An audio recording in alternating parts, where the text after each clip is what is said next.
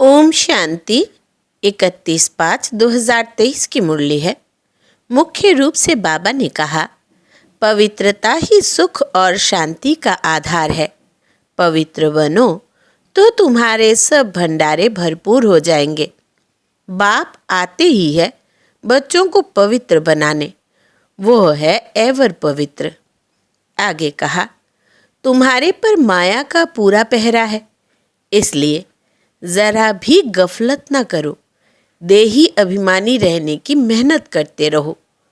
फिर कहा, मैं इस रथ पर विराजमान रथी आत्मा हूँ।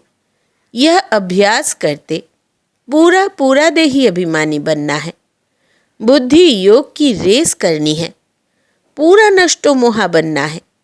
इस अंतिम जन्म में सितम सहन करते भी पावन जरूर बनना है। अब सुनते हैं महावाक्यों को विस्तार से। बाबा ने कहा, मीठे बच्चे, तुम्हारे पर माया का पूरा पहरा है, इसलिए जरा भी गफलत ना करो, देही अभिमानी रहने की मेहनत करते रहो। प्रश्न है, बाप के पास कौन सा भंडारा सदा भरपूर है? उस भंडारे से स्वयं को भरपूर करने का साधन क्या है?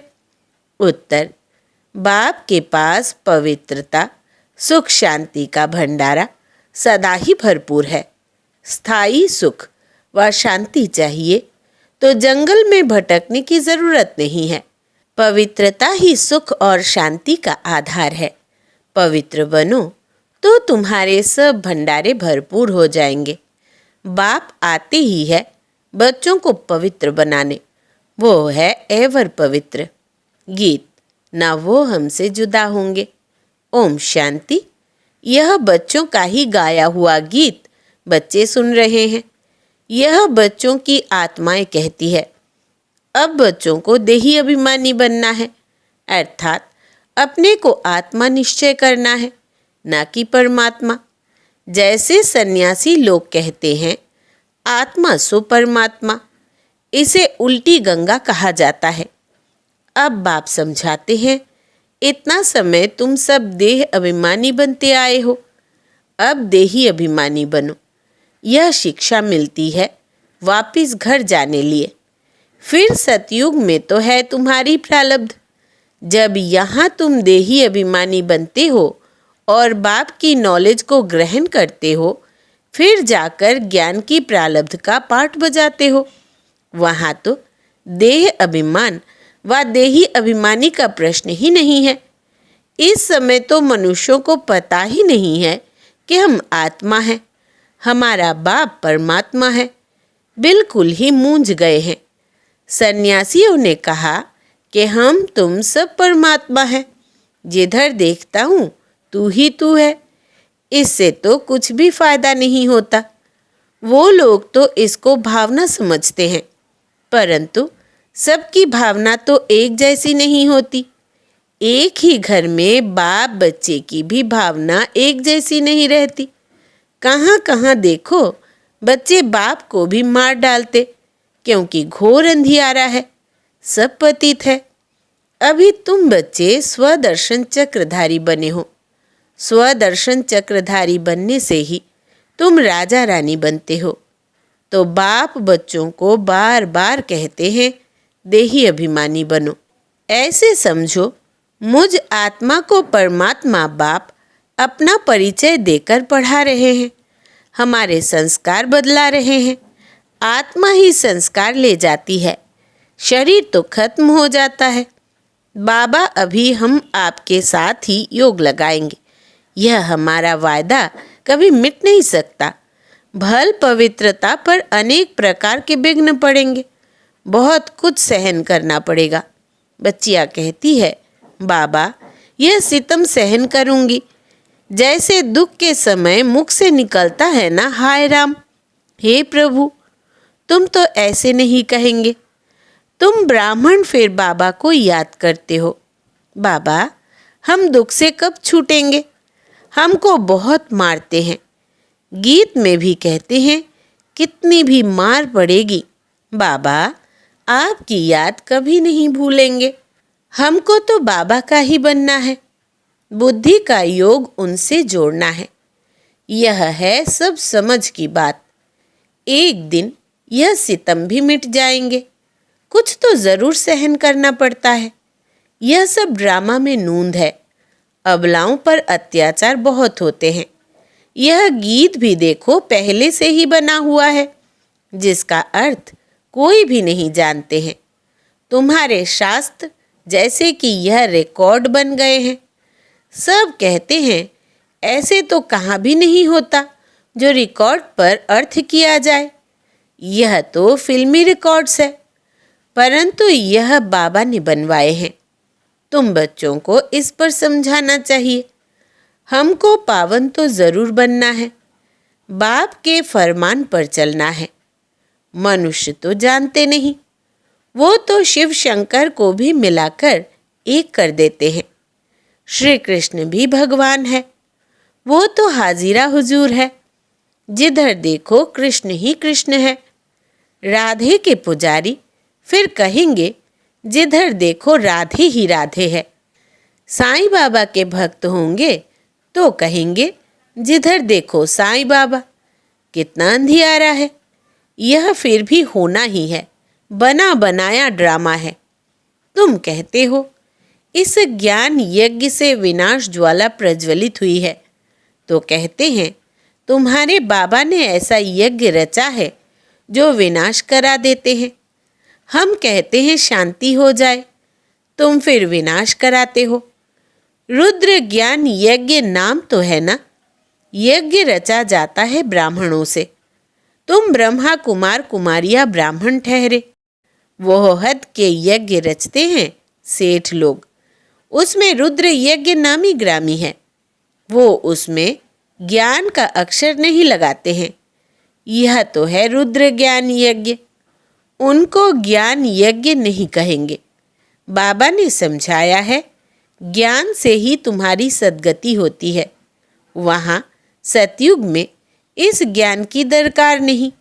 वहाँ तो है ही सद्गति, स्वर्ग। यह तो समझने की बात है ना। बाप बैठ ब्राह्मणों को ज्ञान देते हैं, दिखाते हैं। रथ पर रथी बैठे थे। यह शरीर रथ है ना। हर एक रथ में रथी आत्मा है। इसमें भी इनकी आत्मा है। परंतु बाबा कहते हैं मैं रथ का लोन लेता हूँ। जैसे मकान लेते हैं तो धनी भी रहता है और लेने वाले भी रहते हैं। यहाँ यह रथी बन बाबा आते हैं, कहते हैं मैं फिर से तुमको राजयोग सिखाता हूँ। ऐसे और कोई कह न सके। यह सब पॉइंट समझाई जाती है धारणा के लिए। हमारा बाबा हमको स्वर्ग का मालिक बनाते हैं। कल्प कल्प संगम युगे। एक अक्षर की भी भूल करने से कितने अवतार, कितने नाम लिख दिए हैं। अभी बरोबर कल्प वृक्ष के नीचे तुम बैठे हो, राजयोग सीख रहे हो, भविष्य में राजा रानी पद पाने लिए। यहाँ तो करोड़पति पदमपति है। इनका सब कुछ मिट्टी में मिल जाएगा। नेचुरल कैलेमिटीज आदि सब अचानक ही आएंगी। पेछाड़ी में विनाश तो होना ही है। ढेर के ढेर बम्स सबके पास है। वो ऐसे ही समुद्र में थोड़े ही फेंक देंगे। यह तो उन्हों की लाखों करोड़ों की मिल्कियत है। यह ना बने तो विनाश कैसे हो। एकदम जलकर जैसे खाक हो जाएंगे। ऐसे नहीं, जख्मी होकर दुख भोगते रहेंगे। चीज़ ही ऐसी बनती है जो फट से खलास हो जाएंगे। तो एक धर्म की स्थापना और अनेक धर्मों का विनाश, यह तो क्लियर है। ब्रह्मा द्वारा स्वर्ग की स्थापना कर रहे हैं। स्वर्ग में रहने वालों को लायक बना रहे हैं। पवित्र बनने वालों के आगे सब नमन करते हैं। अब बाप भी कहते हैं पवित्र बनो। अभी तुम्हारी आत्मा के पंख टूटे हुए हैं। तुम उड़ेंगे कैसे? जितना ज्ञान योग बल की धारणा करेंगे तो पंख आ जाएंगे। राजधानी लेना कोई मासी का घर नहीं है। मुख्य बात है अहम आत्मा, यह है मेरा शरीर। अहम आत्मा है ही शांत स्वरूप। शांति के लिए धक्का खाने की दरकार नहीं। एक कहानी बताते हैं ना, रानी के गले में हार पड़ा था, लेकिन वो बाहर में ढूंढ रही थी। तुम रानियां हो, शांति के लिए जंगलों में जाने की दरकार नहीं। यहाँ तो है ही माया का राज्य। यहाँ शांति हो नहीं सकती। कोई कहते हैं हमको फलाने से शांति मिली, परंतु वह तो है अल्पकाल कागविष्ठा समान सुख अथवा शांति। हमको तो अविनाशी चाहिए ना। तुम बच्चों को चाहिए स्थायी शांति। पवित्रता से शांति सुख जितना चाहिए उतना लो। शिव बाबा का भंडारा है ना, जो एवर पवित्र है वही आकर सबको पावन बनाते हैं। सन्यासी तो समझते हैं आत्मा निर्लेप है, बाकी शरीर पर पाप लगता है। तो अब तुम बच्चे जानते हो, बाप है स्वर्ग की स्थापना करने वाला। यथार्थ रीति समझाने से समझेंगे कि बरोबर इन्हों को पढ़ाने वाला तो परमपिता परमात्मा है, जिसको ही पतित पावन सद्गति दाता कहा जाता है। सभी को दुर्गति से सद्गति में ले जाते हैं। सद्गति तो बाप ही करेंगे ना, उनको कहा ही जाता है सद्गति दाता। दुर्गति दाता तो नहीं कहेंगे ना। पतित पावन कहेंगे, फिर पतित कौन बनाते हैं यह भी कोई नहीं जानते। बाप कहते हैं तुम वाम मार्ग में गिरते हो तो रावण की प्रवेशता हो जाती है। मंदिरों में बड़े बड़े काले चित्र राधे कृष्ण के रखे हैं। नाम ही रखा है श्याम सुंदर। सतयुग में सुंदर था, फिर कलयुग में माया सर्प ने डसकर काला कर दिया। अब कहाँ की बात कहाँ ले गए हैं। मनुष्यों को कुछ भी पता नहीं है। बाप रचयिता और रचना का किसको पता नहीं है। बाप बच्चों को समझाते हैं, बच्चे खबरदार रहना, माया बड़ी कड़ी है। इस समय तो तमो प्रधान है, किसको भी पछाड़ने में देरी नहीं करती, एकदम नाक से पकड़कर गिरा देती है। यह है युद्ध स्थल। इसलिए बाबा बार बार समझाते हैं, तुम अपना कल्याण चाहो तो देही अभिमानी बनो। अपने को आत्मा समझ बाप को याद करो तो अंतमति सोगति हो जाएगी। सब संस्कार सामने खड़े हो जाते हैं। अनेक जन्मों के पाप विनाश करने में टाइम लगता है। तुम्हारा अंत तक पुरुषार्थ चलता है। पहली पहली बात है देही अभिमानी बनना। परमात्मा बाप हम आत्माओं को पढ़ाकर आप समान बना रहे हैं। बैरिस्टर ज़रूर आप समान बैरिस्टर बनाएगा। फिर है पुरुषार्थ पर मदार। कोई बैरिस्टर तो एक ही केस में लाख रुपया भी कमाते हैं। अब तुम बच्चों को बाप कहते हैं कि पुरुषार्थ कर ऊंच पद पाओ। यहाँ के पदमपति तो सब खाक में मिट जाएंगे। मैं हूँ ही गरीब निवाज। अब देखो, जो लड़ाई करते हैं उनका काम ही मरना और मारना है। वो संस्कार ले जाते हैं। जन्म भल गृहस्थी के घर में लेंगे, परंतु फिर लड़ाई में चले जाते हैं। बाबा तो बहुत सहज समझाते हैं, जन्म जन्म के पाप है, इसलिए योग बहुत अच्छा चाहिए, तभी वे कर्म विनाश होंगे। सिर से बोझा कैसे उतारे, इसके लिए जितना हो सके उतना बाप को याद करना चाहिए। बाबा अब कितने मीठे हो। बाप कहते हैं, लाडले बच्चे गफलत नहीं करना। माया पूरा पहरा दे रही है, इसलिए देही अभिमानी भव। यह है बुद्धि योग की रेस, इसमें ही सब कुछ है। बाबा बार बार कहते हैं, अपना कल्याण चाहते हो तो योग बहुत अच्छा चाहिए, फिर बहुत हर्षित रहेंगे। हम ईश्वर की संतान हैं। हमको भविष्य के लिए बाप से वर्षा मिलता है।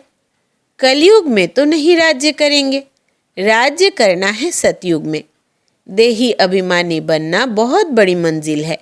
ऐसे थोड़े ही विश्व का मालिक बनेंगे। सितम भी बहुत सहन करने पड़ेंगे। कितनी बांधेली बच्चियां मार खाती है, आखिरिन विजय तुम बच्चों की है ही। तुम सिर्फ बाप की याद में रहो। यह है योग बल जो बाप तुम्हें एक ही बार सिखलाते हैं, जिससे तुम सारे विश्व का मालिक बनते हो और तो कोई बन ना सके। सारे ड्रामा में सर्वश्रेष्ठ पार्ट लक्ष्मी नारायण का ही है। एक कहानी है ना, दो बिल्ले आपस में लड़े, मक्खन बीच में बंदर खा गया। श्री कृष्ण के मुख में मक्खन दिखाते हैं। अब मक्खन की तो कोई बात ही नहीं। यह है स्वर्ग, इसमें सारी सृष्टि का मक्खन आ जाता है। बाप स्वर्ग का मालिक बनाते हैं। ऐसे बाप से तो कहाँ से भी भाग कर मिलना चाहिए। अच्छा, मीठे मीठे सिकिलधे बच्चों प्रति माता पिता बाप दादा का याद प्यार और गुड मॉर्निंग। रूहानी बाप की रूहानी बच्चों को नमस्ते। हम रूहानी बच्चों की रूहानी बाप दादा को याद प्यार, गुड मॉर्निंग और नमस्ते बाबा नमस्ते। धारणा के लिए मुख्य सार। पहला, मैं इस रथ पर विराजमान रथी आत्मा हूँ। यह अभ्यास करते पूरा पूरा देही अभिमानी बनना है। बुद्धि योग की रेस करनी है। दूसरा, पूरा नष्टो मोहा बनना है। इस अंतिम जन्म में सितम सहन करते भी पावन जरूर बनना है। वरदान है, नथिंग न्यू की स्मृति से सब प्रश्नों को समाप्त कर बिंदी लगाने वाले अचल अडोल भव। विस्तार है, कोई भी बात होती है तो आप बच्चों को यह ज्ञान है कि नथिंग न्यू। हर सीन अनेक बार रिपीट की है। नथिंग न्यू की स्मृति से कभी भी हलचल में नहीं आ सकते, सदा ही अचल अडोल रहेंगे। कोई नई बात होती है तो आश्चर्य से निकलता है, यह क्या, ऐसे होता है क्या। लेकिन नथिंग न्यू तो क्या क्यों का क्वेश्चन नहीं, फुल स्टॉप आ जाता है। ऐसे हर दृश्य को देखते बिंदी लगाते चलो तो हाय हाय में भी वाह वाह के गीत गाते रहेंगे। स्लोगन है, सुखदाता बाप के सुख स्वरूप बच्चे बनकर रहो तो दुख की लहर आ नहीं सकती। सुखदाता बाप के सुख स्वरूप बच्चे बनकर रहो तो दुख की लहर आ नहीं सकती। अच्छा, ओम शांति।